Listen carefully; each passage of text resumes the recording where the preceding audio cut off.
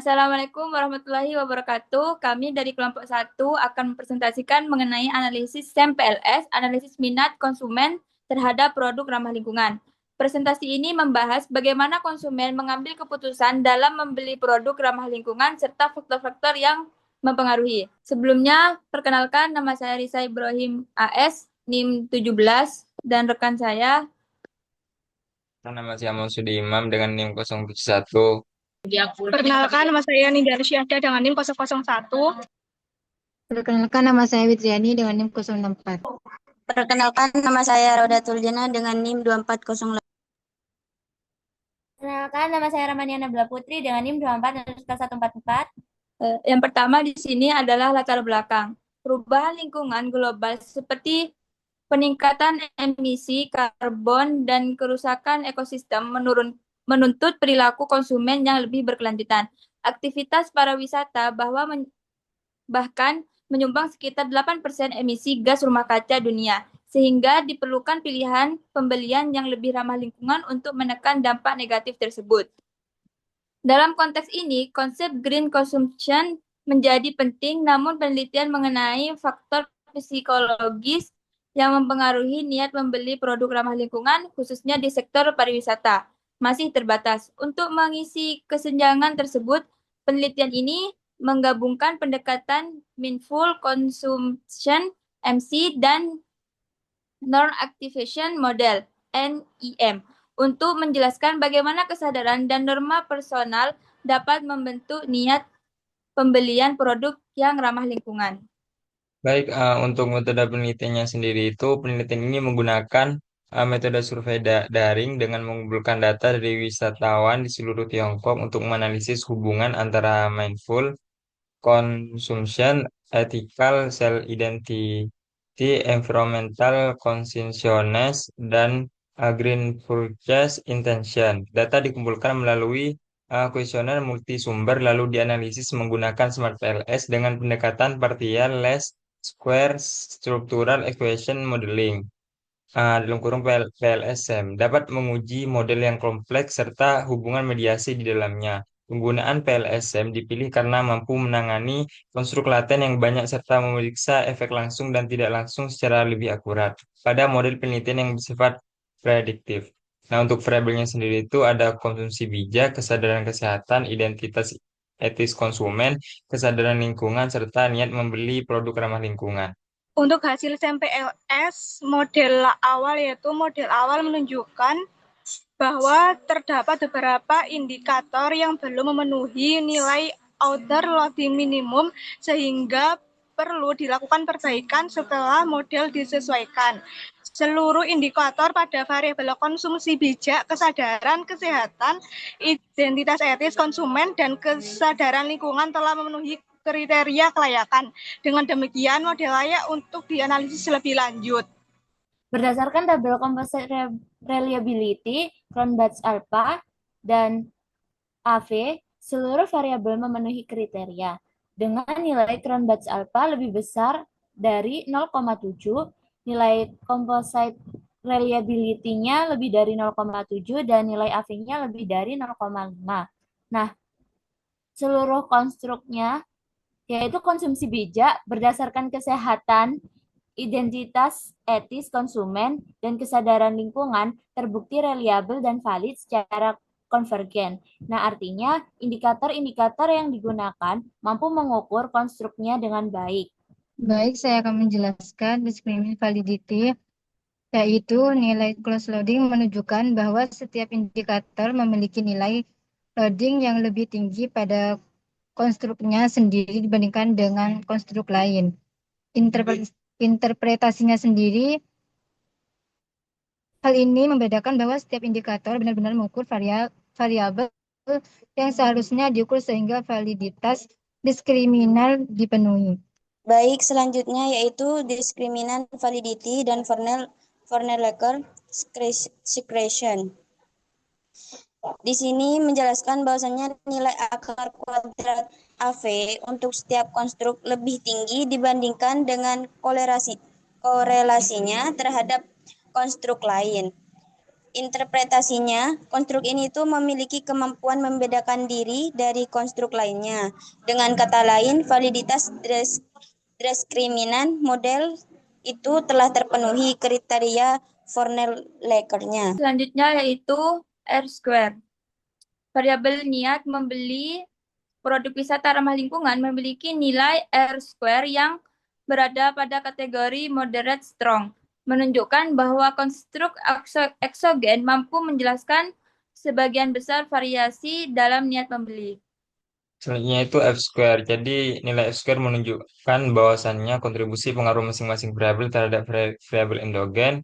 F square kecil 0,02 memiliki pengaruh kecil, F square sedang 0,15 mempunyai pengaruh sedang, sedangkan F square besar 0,35 mengaruhi kuat. Nah, interpretasinya sendiri itu di sini dilihat ya bahwasannya nilainya itu memiliki memiliki pengaruh yang berbeda-beda, ada yang kecil, sedang dan serta dan juga kuat.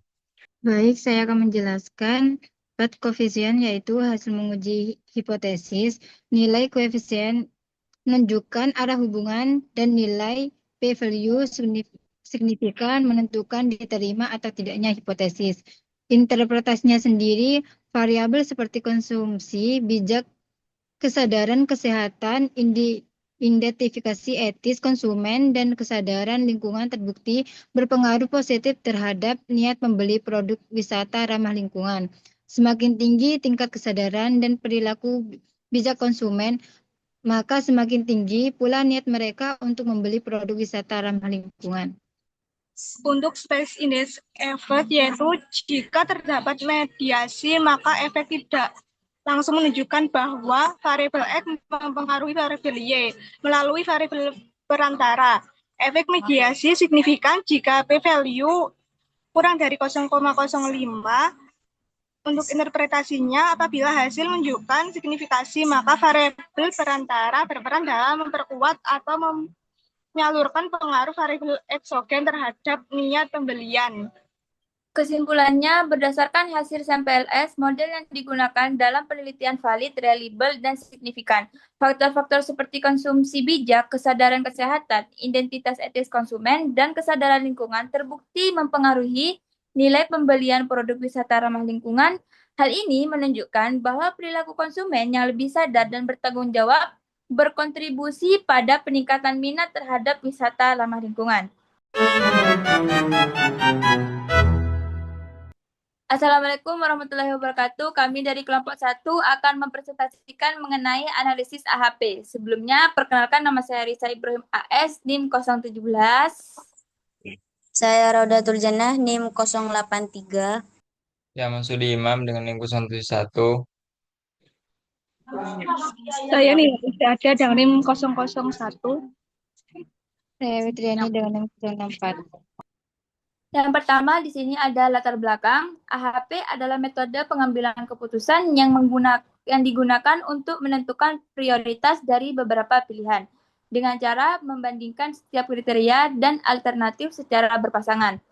Analisis ini menggunakan metode AHP untuk menentukan prioritas dari 5 mata kuliah, yaitu MK1, MK2, Perencanaan, MSDM, dan KAK. Kelima mata kuliah tersebut dibandingkan secara berpasangan untuk memilih mana yang lebih diprioritaskan berdasarkan penilaian responden. Melalui proses perbandingan ini diperoleh urutan mata kuliah yang dianggap lebih penting sehingga dapat membantu dalam mengambil keputusan terkait perencanaan akademik. Baik, saya akan menjelaskan. Yang di sini hasilnya ada minat, ada tingkat kesulitan, penjadwalan, ada beban tugas, pendukung, dosen. Dan selanjutnya di sini ada perbandingan dari minat, tingkat kesulitan, beban tugas, penjadwalan, pendukung, dan dosen. Setelah itu di sini ada hasil dari perhitungan AHP menggunakan aplikasi kalkulat AHP. Baik, di sini untuk interpretasi hasil analisis AHP, prioritas plus bobot plus ranking asli. Sini berdasarkan hasil perhitungan AHP diperoleh bobot prioritas untuk 5 mata kuliah sebagai berikut. Yang pertama itu, urutan pertama itu ada mata kuliah KAK dengan bobot prioritas 0,35035 dengan ranking satu. Yang kedua itu ranking kedua itu ada perencanaan dengan bobot 0,206585. Terus yang ranking ketiga itu ada MK1 dengan bobot 0,173815. Untuk yang ranking 4 itu ada MK2 dengan bobot prioritas 0,100301 dan ranking yang terakhir itu MSDM yaitu ranking 5 dengan bobot prioritas 0,068735. Jadi dari hasil ini dapat disimpulkan bahwa KAK menjadi mata kuliah dengan prioritas tertinggi karena memiliki bobot terbesar 0,350335. Selanjutnya diikuti oleh MK1 dan perencanaan yang juga dianggap cukup penting oleh responden. Sementara itu MK2 dan MSDM memiliki bobot paling rendah sehingga menjadi mata kuliah yang diprioritaskan terakhir. Urutan ini mencerminkan penilaian responden terhadap aspek minat, tingkat kesulitan, beban tugas, penjadwalan, pendukung, dan dosen.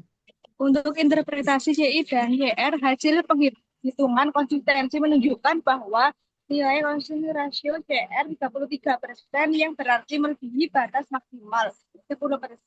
Pada metode AHP, nilai ini menunjukkan bahwa penilaian responden dalam materi perbandingan berpasangan belum konsisten, sehingga keputusan prioritas yang dihasilkan belum dapat dianggap sepenuhnya valid. Oleh karena itu, diperlukan perbaikan pada penilaian perbandingan hingga CR berada di bawah 0,10. Kesimpulannya, hasil analisis AHP menunjukkan bahwa mata kuliah KAK menjadi prioritas utama dengan bobot tertinggi, diikuti oleh MK1, perencanaan, MK2, dan MSDM sebagai prioritas terendah. Nah, urutan ini menggambarkan tingkat kepentingan mata kuliah berdasarkan penilaian responden, namun nilai CR sebesar 33% menunjukkan bahwa penilaian belum konsisten, sehingga hasil prioritas tersebut belum sepenuhnya valid dan perlu diperbaiki hingga CR berada di bawah angka 10%. Baik, sekian presentasi dari kelompok kami mengenai AHP dan SEM PLS. Kurang lebihnya mohon maaf. Wassalamualaikum warahmatullahi wabarakatuh.